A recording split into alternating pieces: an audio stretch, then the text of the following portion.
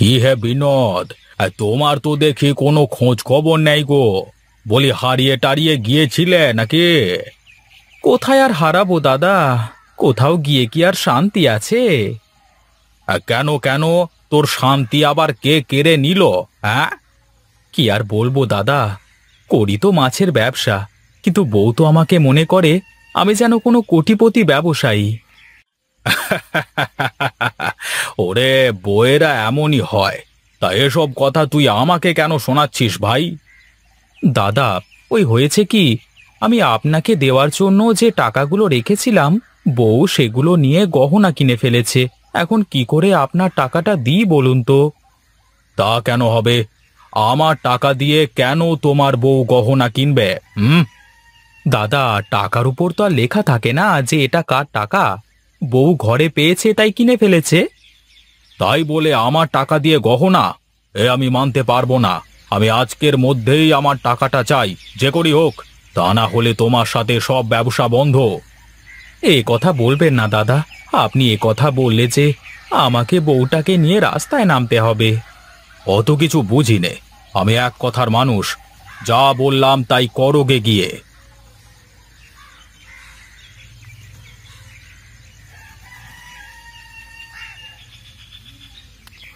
আরে, ওটা বিনোদ দা না? এই দেখি তো।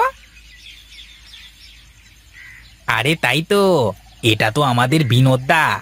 ও বিনোদ দা, আরে ও বিনোদ দা। কি রে জগাই, তুই? হ্যাঁ গো হ্যাঁ, আমি। তা তুমি এই ভর দুপুরে এখানে বসে কি করো? হ্যাঁ, তা ঘুম পেলে বাড়িতে গিয়েও তো ঘুমাতে পারো নাকি? বাড়িতে গেলে কি আর আরামে ঘুমাতে পারবো রে? তার চেয়ে এখানেই ভালো আছি। তা তুই যাচ্ছিস কোথায় শুনি?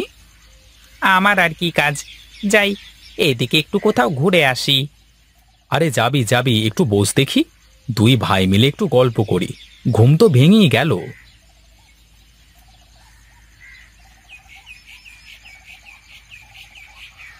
কই গো গিন্নি, কোথায় তুমি? কোথায় যে থাকে সারাদিন কে জানে। এই একটা মেয়ে লোক আমার জীবনটা জ্বালিয়ে দিল। যাই দেখি, ঘরে গিয়ে একটু ঘুম দেওয়ার চেষ্টা করি তাহলে।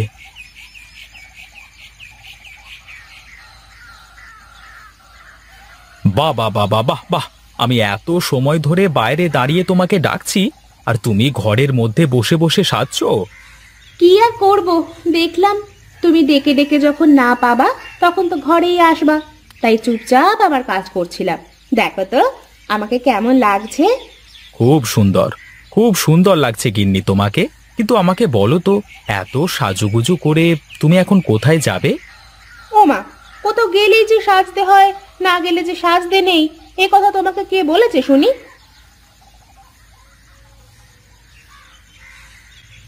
না রে বাবা, আমি এর আগে তো কখনো দেখিনি যে একটা জেলের বউ সারা দিন সাজগোজ নিয়ে পড়ে থাকে। আমার জীবনটা শেষ হয়ে গেল রে। এই দেখো, তুমি কিন্তু এখন আমাকে অপমান করছো। তুমি কি ভুলে গেছো তুমি আমাকে বিয়ের সময় আমার বাবাকে কি বলে আমাকে এ বাড়িতে নিয়ে এসেছিলে? হ্যাঁ হ্যাঁ, আছে, সব মনে আছে। কিন্তু আগে কি আর জানতাম যে বউ আমার কোনো কাজের না? তাহলে কি আর বিয়ে করতাম জীবনে? এত বড় কথা! থাকবো না আমি তোমার বাড়ি, করবো না তোমার সংসার, এই আমি চললাম বাপের বাড়ি। আরে ধুর, একটু থেকে একটু হলেই বাপের বাড়ি চলে যাওয়ার কথা কেন বলো? অন্য কথা বলতে পারো না? অন্য কোনো কথা আমার মাথায় আসে না তখন। চলো চলো, মাথা ঠান্ডা করে বসো, তারপর দেখি কি করা যায়।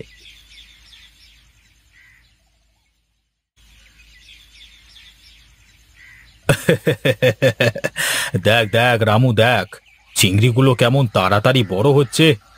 তাই তো দেখছি বাবু, কিন্তু আমার কি মনে হয় জানেন? তোর আবার কি মনে হয়? এবারে ঘেরের চিংড়িগুলো বোধহয় আপনার কপালে নেই কো। কেন কেন, এ কথা বলছিস কেন? কেন আবার, বর্ষাকাল চলে এসে তারপর আবার ঘেরের পানি বেরিয়ে যাচ্ছে।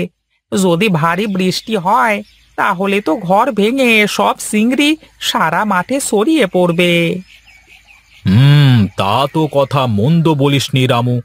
তাহলে কি করা যায় বলতো দেখি। আমার তো তেমন কোনো বুদ্ধি নেই কো, তবে আপনি বললে আমি ভেবে দেখে আপনাকে কইব। বেশ বেশ, বলিস তাহলে। নে এখন চল, আমার আর দাঁড়াতে ভালো লাগছে না।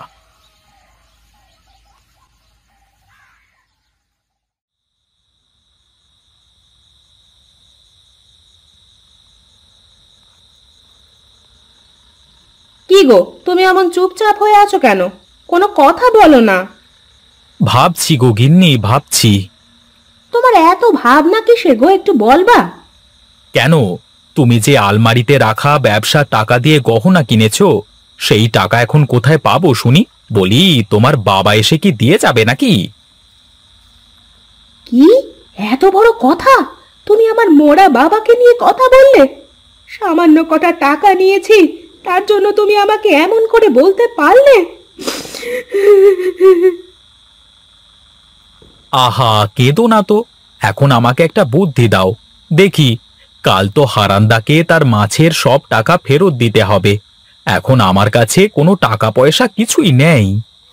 আমার না মাথায় একটা বুদ্ধি আছে। কি বুদ্ধি? বলো তো দেখি, আগে শুনি।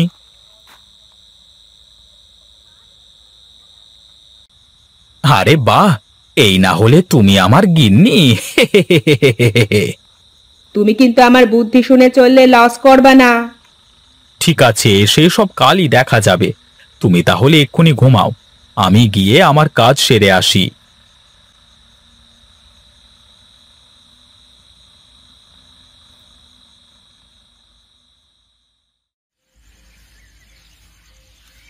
একই রে রামু, একই দেখছি আমি। আমার যে সারে সর্বনাশ হয়ে গেল রে। বাবু, গরিবের কথা বাসি হলেও মিষ্টি লাগে। আমি তো কালই আপনাকে বলেছিলাম। কালই তো বললি, কিন্তু এসব করতে তো সময় লাগে নাকি? এখন দেখ দেখ, হারামজাদা বিনোদ ওর জমিতে কেমন জাল দিয়ে ঘিরেছে। হায় হায় রে, আমার ঘেরের সব চিংড়ি এখন বিনোদের জমিতে। সে কি দাদা, আপনার মুখখানা এমন মলিন হয়ে আছে কেন? কি হয়েছে? কি হয়েছে? বলি, চালাকি করবার আর জায়গা পাও না, তাই না? দেখেছেন দাদা, আপনার সামনে কেমন আমাকে কথা শোনাচ্ছে। কথা শোনাবে না তো কি করবে শুনি? তুই চালাকি করে আমার ঘেরের সব চিংড়ি তোর জমিতে আটকে রেখেছিস। কি যে বলেন! কি হলো? আমি হাসির কি বললাম যে তুই আমার কথা শুনে হাসতে শুরু করলি? আমাকে কি তোর জোকার মনে হয় নাকি? না দাদা, তা কেন হবে? আমি কি আপনাকে তা মনে করতে পারি বলেন? তোর সব বুদ্ধি আমার সামনে ধরা পড়ে গেছে বিনোদ। তুই আজকের ভেতরে আমার সব টাকা দিবি, তা না হলে কাল সকালে আমি তোর বাড়িতে গিয়ে তোকে ঘাড় ধরে বাড়ি থেকে তাড়িয়ে দেব, এই বলে দিলাম।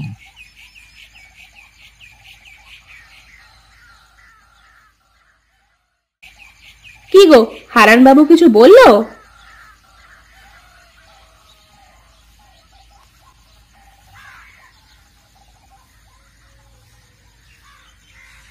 ওগো, কি হলো? বলো না কেন কিছু? কি আর বলবো, হারানবাবু বলল আজকের ভেতরে মাছের সব টাকা না দিতে পারলে কাল সকালে লোকজন নিয়ে আসবে, তারপর আমাদের বাড়ি থেকে ঘাড় ধাক্কা দিয়ে বের করে দেবে। আমার মাথায় আর একটা বুদ্ধি আছে, তুমি যদি শোনো তাহলে বলতে পারি। তোমার কথা শুনেই তো আজ আমার এমন দশা, এখন আবার নতুন করে বুদ্ধি দিতে চাচ্ছ? শোনোই না একবার আমার কথাটা। এবার যদি কাজ না হয় তাহলে আর কখনো তোমাকে আমার কথা শুনে চলতে হবে না। ঠিক আছে, এবার তাহলে আমি গিয়ে দেখি কোনো কাজ হয় নাকি।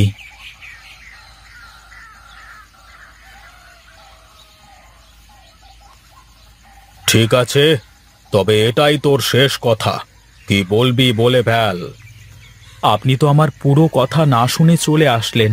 আসলে হয়েছে কি, আমি তো আমার জমি ঘিরেছিলাম ওখানে চাষ করবার জন্য, কিন্তু ঘের ভেঙে যে সব পানি আমার জমিতে যাবে তা আমি জানতাম না।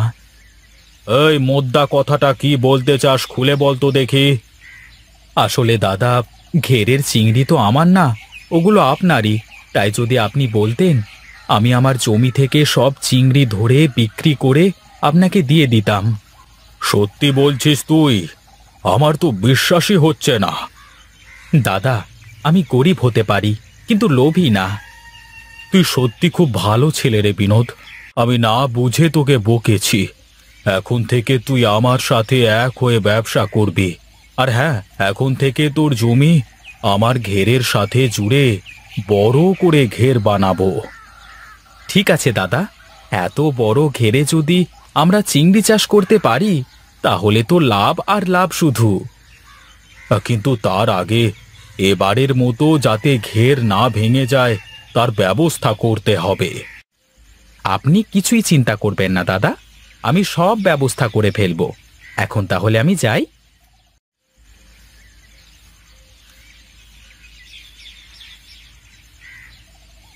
যাক, শেষমেশ বইয়ের কথায় রক্ষে পেলাম। এখন থেকে বইয়ের কথা শুনেই সব কাজ করব।